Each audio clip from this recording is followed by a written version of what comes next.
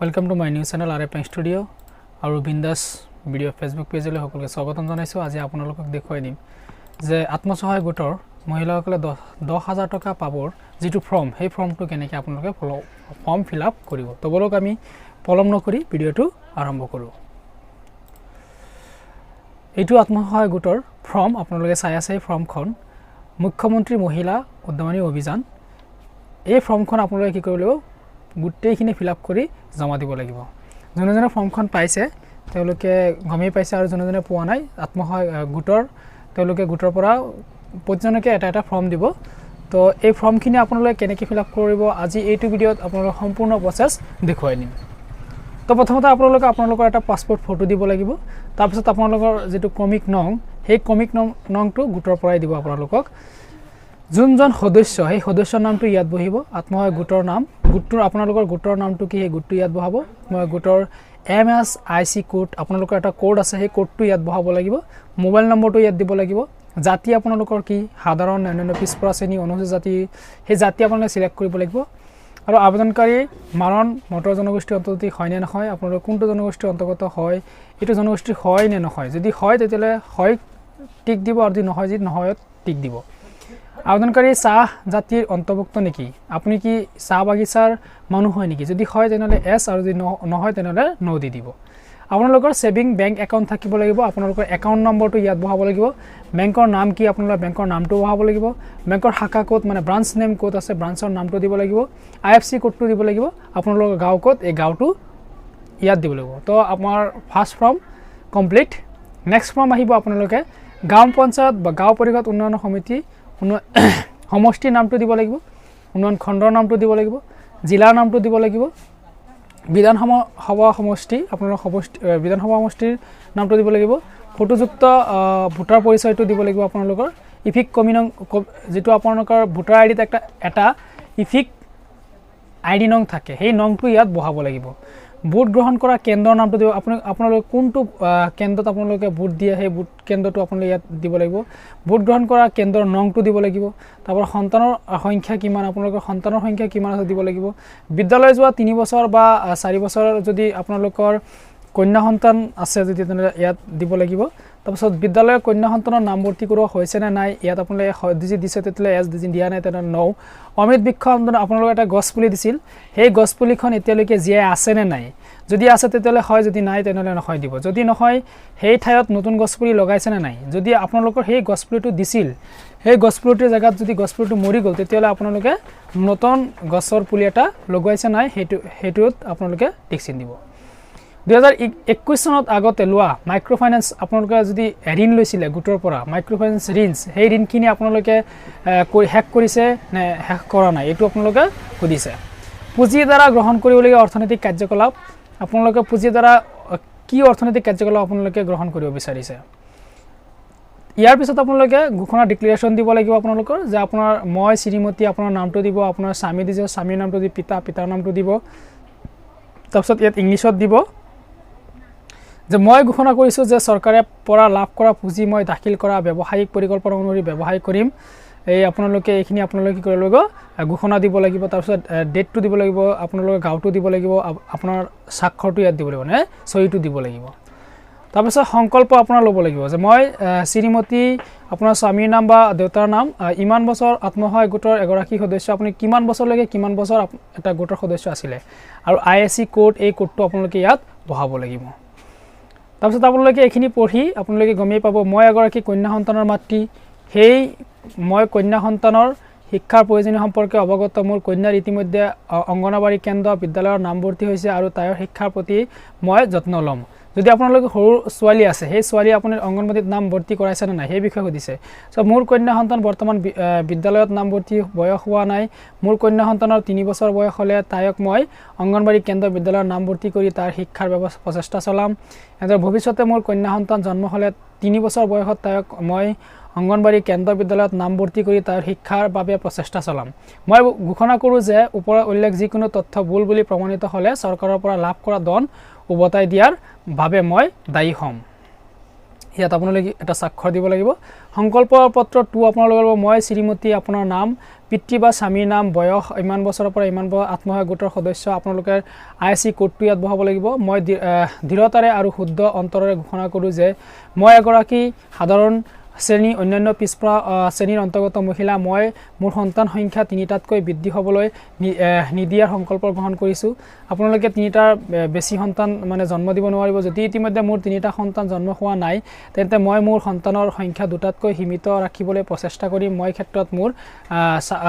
স্বামীৰ সন্মতি আছে ইয়াত আপোনালোকে অথবা আপোনালোকে এইখিনি পৰে মই এগৰাকী অনুসূচিত জাতি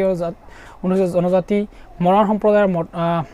মটক সম্প্ৰদায় চাহ জনজাতিৰ অন্তৰ্গত মহিলা মই মোৰ সন্তানৰ সংখ্যা 4টাতকৈ বৃদ্ধি হ'বলৈ নিদিয়াৰ সংকল্প গ্ৰহণ কৰিছে যদি ইতিমধ্যে মোৰ 4টা সন্তান জন্ম হোৱা নাই তেন্তে মই মোৰ সন্তানৰ সংখ্যা 3টা সীমিত ৰাখিবলৈ প্ৰচেষ্টা কৰিম এই ক্ষেত্ৰত মোৰ স্বামীৰ সন্মত আছে মই ঘোষণা কৰোঁ যে ওপৰত উল্লেখ যিকোনো তথ্য ভুল বুলি প্ৰমাণিত হ'লে চৰকাৰৰ পৰা লাভ কৰা ধন উভতাই দিয়াৰ বাবে মই দায়ী হ'ম মোৰ উপস্থিতি আবেদনকাৰী তাৰিখে সত্য ঘোষণা কৰাৰ স্বাক্ষৰ কৰিলে এই যে সাক্ষী আপোনালোকে সাক্ষী এটা স্বাক্ষৰ দিব লাগিব আৰু যোনে আবেদন কৰিছে তেওঁৰ একটা স্বাক্ষৰ দিব লাগিব তাৰ পিছত আপোনালোকে ইয়াত ইংলিছত দিব লাগিব মই শ্ৰীমতী মোৰ হাজবেণ্ড ডটাৰ যদি আপোনালোকে ওয়াইফ ডটাৰ এনেকৈ আছে এইজ ইমান কিমান বছৰ আপোনালোকৰ ডটাৰ বা ওয়াইফ সেইখিনি সেলফ গ্ৰুপ এটা আপোনালোকে আপোনালোকৰ কোডটো ইয়াত বহাব লাগিব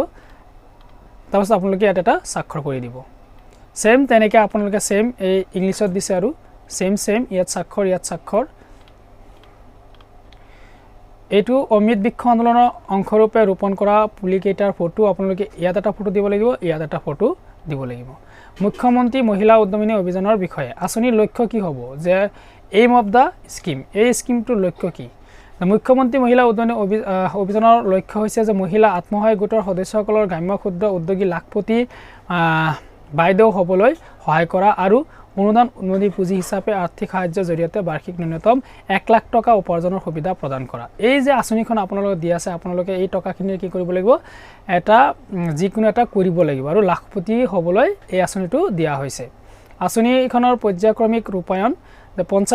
পঞ্চায়ত আৰু গ্ৰাম্যাঞ্চল বিভাগৰ অসম ৰাজ্যিক গ্ৰামীণ জীৱিকা অভিযানৰ অধীনত থকা আত্মসহায়ক গোটসমূহৰ সকলো যোগ্য সদস্যসকলে প্ৰথম পৰ্যায়ত উদ্যমিতা পুঁজি হিচাপে প্ৰতিজন সদস্যৰ বাবে 10,000 টকা অনুদান প্ৰদান কৰা হ'ব আপোনালোক প্ৰথমে 10,000 টকা দিয়া হ'ব দ্বিতীয় আৰু তৃতীয় পৰ্যায়ৰ বিষয়ে পৰৱৰ্তী সময়ত অৱগত কৰা হ'ব এতিয়া অৱগত কৰা নাই পিছত কিমান টকা দিব আপোনালোকক পিছত কোৱা হ'ব এটো এতিয়া আপোনালোকে চাওক আপোনালোকে এই টকাখিনি লৈ আপোনালোকে কি অনুদানৰ দ্বাৰা আত্মসহায়ক গোটৰ সদস্য গ্ৰহণ কৰিবলৈ দৃষ্টিসম বাণিজ্যিক কাৰ্যকলাপৰ তালিকা আপোনালোকে এই তালিকাৰ পৰা আপোনালোকে যিকোনো এটা বাছি ল'ব পাৰে আৰু সেই বাছি লৈ আপোনালোকে ইয়াৰ পৰা কৰিব পাৰে আৰু যদি ছাগলী পালন কৰিব বিচাৰিছে গাহৰি পালন কৰিব বিচাৰিছে গৰু বা পহু পালন কৰিব বিচাৰিছে ইয়াত যিমানখিনি ধান খেতি কৰিব বিচাৰিছে সজিনা খেতি আৰু চাহ বাগিচা এই ধৰণৰ খেতি আপোনালোকে ইয়াৰ পৰা কি কৰিব পাৰিব সেম বস্তু ইংলিছত দিয়া আছে আৰু এইটো যোগ্যতা ইজিবিলিটি ক্ৰাইটেৰিয়া আপোনালোকৰ যোগ্যতা কি উদ্যমী পুঁজি 20 মূলধনৰ বাবে তলত উল্লেখ কৰা মাপকাঠি অনুসৰি হিতাধিকাৰ নিৰ্বাচন কৰা হ'ব সদস্যকাৰী অসম ৰাজ্যিক গ্ৰামীণ জীৱিকা অভিযানৰ অধীনত থকা আত্মসহায়ক গোটৰ সক্ৰিয় সদস্য হ'ব লাগিব আপুনি আত্মসহায়ক গোটৰ সক্ৰিয় সদস্য হ'ব লাগিব সদস্যগৰাকী বৈধ আৰু কাৰ্যকৰী সক্ৰিয় আধাৰযুক্ত সেভিং আপোনালোকৰ আধাৰযুক্ত হৈ থাকিব লাগিব সেভিং একাউণ্ট যেটো আছে আপোনালোকৰ সেই একাউণ্টত আধাৰ মানে লিংক হৈ থাকিব লাগিব সদস্যগৰাকীৰ ফেডাৰেশ্যন বেংক বিত্তীয় প্ৰতিষ্ঠানৰ আদিৰ পৰা ঋণ লৈ পৰিশোধ নকৰা আত্মসহায়ক গোটৰ সদস্য হ'ব নালাগিব যদি আপোনালোকে কোনো ঋণ লৈছে সেই ঋণটো আপোনালোকে যদি দিয়া নাই তেতিয়াহ'লে নহ'ব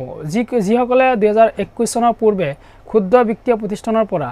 ঋণৰ সুবিধা লৈছে তেওঁলোকৰ